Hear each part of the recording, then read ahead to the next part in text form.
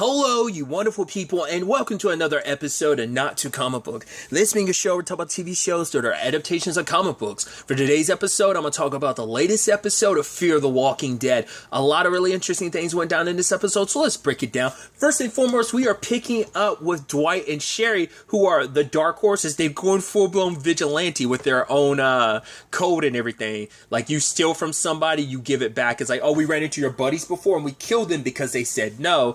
And one of the buddies got killed while the other dude, Eli, got away. And obviously it hit Dwight because he's like, man, I didn't want to kill anyone. But Sherry's like, to be fair, he was reaching for his gun. It was a good kill. Like, obviously, the more fear we spread is almost like a Batman thing of like, right, the more people are afraid, the less likely they're going to commit some crimes and stuff like that. So, which obviously when I also hear Dark Horse, I can't help but think like, I wonder, did you pick that on purpose? Because it's like, right, this is under the Image Comics, like, umbrella, but you know, Walking Dead as a whole. So I'm like, but obviously, like when I hear Dark Horse, I think of the Nickelback album. I remember hearing some of it back in high school. I'm not the biggest Nickelback person. I'm not a hater of Nickelback either. I'm just like, okay, Nickelback. I'm never like, you know, regardless, because it's a cool thing to hate on Nickelback, and it's just like, oh, it's ironic to like them, and it's a whole thing. But other than that, I also think of Dark Horse comics. So it's just interesting to me, like. But regardless, the family that they're staying with, which is Kim and Kevin and their daughter Brigga, obviously, like they do, like I said, they're doing their vigilante thing of like, the more people are afraid, like the less likely people are doing bad. So it's like we're putting some good back into this world while they're also looking for Padre. And Kim and Kevin are kind of losing hope because it's like, right, this little like this ain't gonna hold for long, so we need to go find somewhere else, somewhere that's because they don't. It's like we don't even know if Padre's for real, but it's like, right, the more they go out there, the more they're hearing about it. So obviously they're looking for it for themselves, but they also want to give Kim, Kevin, and Brigga a place, because it's like, right, if it wasn't for you guys, we wouldn't be alive right now. Like, you guys helped us, so all we're trying to do is repay that, because by returning some of that stuff that was stolen, in particular the dragon fruit, they got a piece of that too. So they want to ensure, you know, they're listening out for anything they can find, and lo and behold, they get drawn in by Howard. It was a setup. Because it turns out Strand didn't realize who the Dark Horses were. It makes sense, like, why would you know that? So, like, it's just like, right, Strand wanted them, but it just happenstance of, hey, they end up being someone I know. It's like, well, who else is here? It's like, well, June and John Dory Sr., as well as Wendell. Yeah, but what about Morgan? Yeah, we've had some encounters. Him, Grace, and Sarah. It's like, wait, you're going to kick them out? And, like, yeah, immediately they're like, you think we're all about this? Because for him, it's like, we've searched 50 miles, and so, like, the only safe haven is this place. So, I think that's so fascinating that, but it's just like, they, like, both, like, Dwight and Sherry are like, you really think we join you, Strand? Like, after all you've done and who you are right now, we don't believe. And the fact is, I didn't even think about it when he was saying it's a sanctuary, and until like Sherry was like, yeah, we knew we were in the same situation before. Yeah, I was like, right, him calling this a sanctuary is literal PTSD for both of you. It's like, yeah. Because I think I even threw it up before, like, the Negan comparisons. It's like, ooh, you even call it a sanctuary thinking you're going to be the one saving people. At least Negan looked at people as a whole as resources. Strand is very nitpicky about, like, what you can do for him, the value you hold. But also, if you're someone that he feels like won't go against him because he... in case I turn into the asshole that I am, because assholes like me sadly, assholes like him are the ones who end up surviving, who make sure other people survive. But I'm like, eventually Strand's going to get his.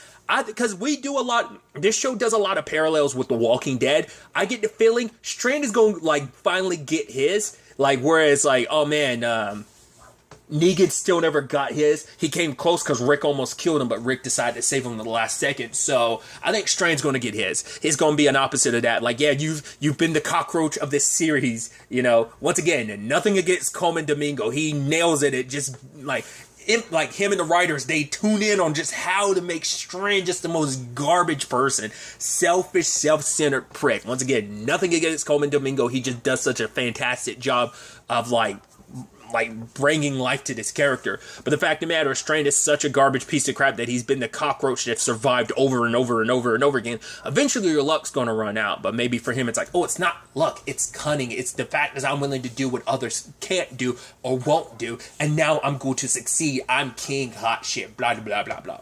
That, so in particular, one of his people is missing, Mickey, which, yes, he needs, like, he's making it seem like, oh, he's going after Mickey because she's a resource, essentially. All her skills, and, right, I invest in people, and I want to make sure it pays off. We end up finding out the truth about it later on for Mickey. He wants her because she found a way past him. Basically, she tore up a whole bunch of not notebooks, but phone books, and used a whole bunch of tape. She basically made herself armor, a la probably like Josiah type of situation, but it's just like she made her own makeshift armor and was able to get past him. Granted, the phone books and stuff like that ended up getting ripped apart, so she has to repair it as best as she can. But it was a moat field of the dead she had to get through, so of course her armor wasn't going to make it all the way through. Luckily she did. So it kind of shows you like, oh, that's why Strand wants you so badly, because she's like, yeah, the moment I get back, Strand's going to lock me up, because the last thing he wants is anyone to know how to get out, because the only way in and out, it's them. They're supposed to be the only ones that know a way in and out, but she waded through the sea. I was about to say parted the seas like Moses, but not really. But side note, Mickey is played by freaking Aisha Tyler. I was like, holy shit, that's crazy, because I didn't see her name in the opening, because I kind of like, I try not to pay too much attention to open credits, but I looked, I was like, is that Aisha Tyler? That sounds and looks like an Aisha Tyler. That's crazy. I don't know why I get that in my head sometimes, but it's just, because like in the totality, like prior to people being in The Walking Dead, I think across all three shows, Walking Dead, Fear, as well as World Beyond, I say there's probably like maybe a dozen actors I'm even slightly familiar with beforehand. Like using Fear example, like I'm familiar so much with Jenna Elfman. I've seen her in other stuff from time to time. Mo Collins, obviously, like Mad TV. Aisha Tyler, like Whose Line Is It Anyway, but also like guest starring in some stuff. She was one of the hosts in The Talk for a while. But obviously Lana from Archer, which reminds me, I need to watch this latest season. I have not. I'm behind. I already know it got renewed for another season, but like this past season I need to watch, because I haven't seen a single episode of it. There was someone else like the actress who plays Alicia. I knew her as Alexa from The 100. That was my previous experience with her. So like that's just using this show example, but it's kind of like that with other, like there's only like a handful of actors I'm familiar in this universe. So I guess whatever in my head, I'm like, I guess it's like, yeah, it's like, well, I never thought I would ever see Mo Collins in the like Walking Dead universe. Lo and behold, here she is. So it's like, yeah, like why wouldn't you see Aisha Tyler? I mean, just like everyone like with their different like filmography and backgrounds just in this series. It's wild just to think about like who's in the Walking Dead universe, whether it's for a little bit, whether it's for a lot. But regardless, tangents and all that aside, initially, Sherry and Dwight had no intention to help him Strand, because it's like, right, we've been down this road before, and we like someone else doing the exact same thing you're doing. You're an asshole. We're not going to trust you. But yeah, it's like, oh, I'll give you time to think things through. So they decide they're going to go track down Mickey themselves, because, well, she might be able to help them find Padre, because it turns out she's been listening out for that. So, and they sit down and they talk, and I love the entire time Dwight's like, have we met before? And she's like, no. And it turns out the reason why he recognizes her, she's a wrestler. She was a duo with her husband, her boyfriend Cliff, but like they played like a married couple. And I'm like, I love that Dwight got so excited about it. He's like, man, I used to watch you guys. Like I remember watching you win in like '05 and stuff like that. I'm like, that's so cool, because it reminds me of the whole Beta thing, where like you had like, because they were instances of you kind of getting an idea of who Beta was without the show really telling you, but giving you examples of like, oh, this is potentially who he was. Because even Negan was like, hey, did you know who that was? And then Daryl was like, just some asshole. And we just kind of left it at that. But it was like kind of getting someone else, recognizing someone else in this world is so fascinating. Because it's like, yeah, what are the chances? He's like, oh my God, And their finishing move ended up being like, till death do us part, which is kind of befitting. Because that's even the name of the title. I think this episode was like, till death do us part. Or just death do us part. But yeah, it's like, Sherry and Dwight went through all they went through to find each other. So like, right, we're going to help you find Cliff, and then we're going to go pick up, Kevin, Kim, and Briga, and we're going to like go track down Padre. Like, this is going to be our plan. We're going to be in this together, It's like if, because she doesn't want to believe, like, Cliff is going, and it's like, right, like, their letters and everything, like, you never would have thought they found each other, but lo and behold, they did. I mean, that's the beautiful thing in this world when people reunite, that, what are the chances of it? It's just like, hell, even amongst this, it's like Dwight, Sherry, and Morgan running into each other, like, what are the chances of that? So, examples of like that. I mean, it's not just this; it's happening all across The Walking Dead. Like, what are the chances of reuniting with who you're looking for? Because the sad thing is with this world, there's a good chance the person you're looking for is gone. So, but when they go back to look for get Kevin, Kim, and Briga, they're already gone. It's like, that's heartbreaking, especially because I was almost thinking the storyline was going to be like, okay, something happens to Kevin and Kim, but at the very least, like, Sherry and Dwight become like foster parents and kind of look after Briga. But it's like, nope, even she was going to. I was like, oh, that's like the most heartbreaking. I mean, to be fair, they've introduced that since season 2 of The Walking Dead, of like, cool, here's children zombies. Yeah, doesn't that make you happy to know of like, oh, all the children death? It's just like, oh, it's depressing, dude. So, having to bury them, and that shifted something inside of Dwight, because for him it's like, right, they wanted to leave, but we wanted to stay. But Sherry's like, no, this isn't our fault. We were doing the right thing. We have the code. But for him, it's like, what if that's not enough? Like, now he's starting to think like, yeah, like, we got to go to Strand. It's like, which, Mickey's not all about that. She's like, I got to go find Cliff. It's like, yeah, but this is a new world, like Strand was saying, It's like, right, because there was a line of what that guy said of like, right, you're playing with fire. And it's like, we did what we did, and now they're going. It's like, if we'd only taken them like to leave when they wanted to, maybe none of this would have happened. But Sherry isn't backing this whole like going to Strand thing, because she's like, no, we have our code, and helping Strand is not part of our code. So she's like, I'll help Mickey find Cliff, and then I'll come back for you, I promise. But Dwight ends up finding his horse and runs into Eli again. The bastard's like, right, he's the one that killed those people. He killed Kim, Kevin, and Briga, because he was like, right, the kid you killed with me, he wasn't a bad person. It's like, so what does that got to do with you getting, like, these people you don't know anything, they didn't wrong you, but then you find out, oh, the reason why that he did that is because Strand told him to. It's like, wait, what? Because the moment he has those pictures, I'm like, aren't those from the tower? What the hell? Yeah, he killed them because Strand was like, if you kill these people, I will give you a space in the tower. It's like, whoa!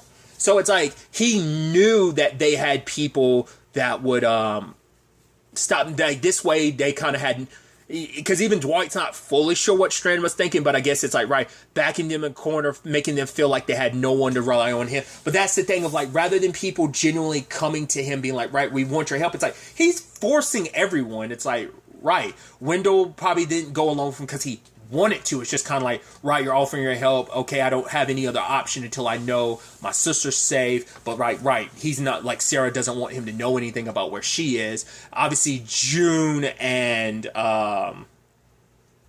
John obviously don't trust him either, because it's like, we know who you are. You've shown your fate, like who you. I mean, then there's Alicia out there, but he's kind of turned his back on Alicia because he's like, right, I'm not gonna let anyone get to me. I'm in my ivory tower, and I'm, it's just like, just cowardly hiding away. And for him, it'd be like, oh, I might be a coward, but I'm gonna be a coward who survives, type of thing. So we did get, like, obviously, Mickey and Sherry did kind of bond over the fact is that, at first she's like, oh, I'm probably more like you, but in actuality, she's like, I am kind of more like Dwight, because there's a conversation about, like, why Dwight's doing what he's doing. It's like, right, he wants to make, do everything he can to make sure that Sherry's okay, and I think it's, for her, no, it's not even a thing. She directly says, like, they already did that. They made a deal with the devil in order to protect each other, and it ended up nearly destroying them, not just as a couple, but them individually as people. Like, what they had to do to compromise themselves, all for the sake of Negan's, like, platitudes, that Negan's, like, safety net, like, what they had to protect each other, and that took them down a dark road. And so, like, obviously for Sherry, she doesn't want that to happen again, especially because she knows that will happen with someone like Strand. Like, you know, knows that firsthand what kind of a person that he is. But it turns out why Mickey says that she's like Dwight is because Cliff told her, like, if she ever tried coming looking for him, he'd kick her ass. It's like he'd want her safe and not to put herself in danger to come look for him. So they make it to the gym, and we do our classic, like, she armors up. It doesn't have much armor, but they smear blood on her to keep her sit hidden. Once again, it's like only crew that's on top of this whole, like, oh, let's do the whole... Because that, once again, that makes that so unique, because no one else in the Walking Dead universe is doing the Whisperers thing. Only, like, the core group. Like, I mean, because the only people who have true practice with it are Lydia and Negan. So, like, and then, like, the remainder of the Whisperers, not unless they end up popping up and end up, like, helping out, you know. But it's like, that's a tactic, and I mean, of course that tactic, no one else would use that, because, like, no one else would know that tactic. That's a very specific tactic to that group. People have taken advantage of the whole smearing yourself in the dead, making yourself smell like the dead. People have taken advantage of that time and time again. I'm sure they've done it in the comics. I know they've done it in the video games, like the Telltale games. I know that it's been done in the TV shows. I mean, obviously, like, it's being done now. So it's just such an interesting thing of, like, right, no one knows about the Whisperer tactic. So sadly, the door's locked. Luckily, they had each other's back, but they're cornered. And just when they're cornered, they find out, like, cool, Cliff is gone, you know? And it sucks because for her, because it's just the nature of this world. Like, you're either lucky or unfortunate. I mean, this is like Carol and her daughter. This is Maggie and her sister, like, right there, and it's just like, oh, it's. I mean, granted, this ain't exactly Maggie and hers. It is more like Carol and her daughter, where it's like, oh, you've been looking all over for her. She was in the barn. She's already dead. What the reference I was making before, it's like, obviously the I mean, hell, I guess, like, the other comparison, the more apt comparison would be like June and John. That'd be, obviously, in this universe, that'd be the more apt description with their circumstances, considering it's like, but at least June and John were at least able to get married, but before they could find their way back to each other, he was killed. At least for because Mickey had talked about the fact is that, yeah, despite their characters in wrestling, they weren't actually ever married. And it's like they were always trying to find that perfect place, and they put it off, you know, wait for that perfect place, and it never came. And sadly, it never will, you know? And obviously, she didn't want to go on, but Sherry convinces her, like, no, he would want you to go on, right? And so luckily, Dwight shows up, and they get to work, and they kill everything. They on purpose pull off some wrestling moves. You even see Dwight, like, bashing a walker with a chair. At one point, Mickey does a pile driver. I'm not well versed in all things wrestling. I've caught some stuff here and there over the years just because I've listened to people who are into wrestling. So that was all pretty dope. I was like, wow. And I even love that. Dwight's like, hey, Mickey, and she kind of smiles and gets ready and does her thing. It's like, oh, what's that? Yeah, that was Till Death Do Us Part thing. It's like, you know, how was it? And she's like, nailed it, you know. So, but obviously they spent so long trying to find that perfect place that, you know, Cliff did leave a note, because he's like, if you're reading this, that means I didn't make it, but I need you to keep going and finding someone else by your side, you know. It's sad that, you know, stories end that way. I should also throw this out there. If I remember correctly, I think there was news coming out that they were going to do an anthology Walking Dead series in this universe, if I'm not mistaken. Because I know there's supposed to be the Daryl and Carol spinoff, but I think they also talked about there being a potential, like, anthology series too, which would be interesting. Regardless, putting all that aside, going back to the point, she's going to work with them to find Padre, because it's like, right, you're not alone. Like, yeah, Cliff was telling you to find some people by your side. It's like, well, we'll be those people by your side. You got us, you know, till, you know, and we'll stick it out together, which I thought was pretty dope.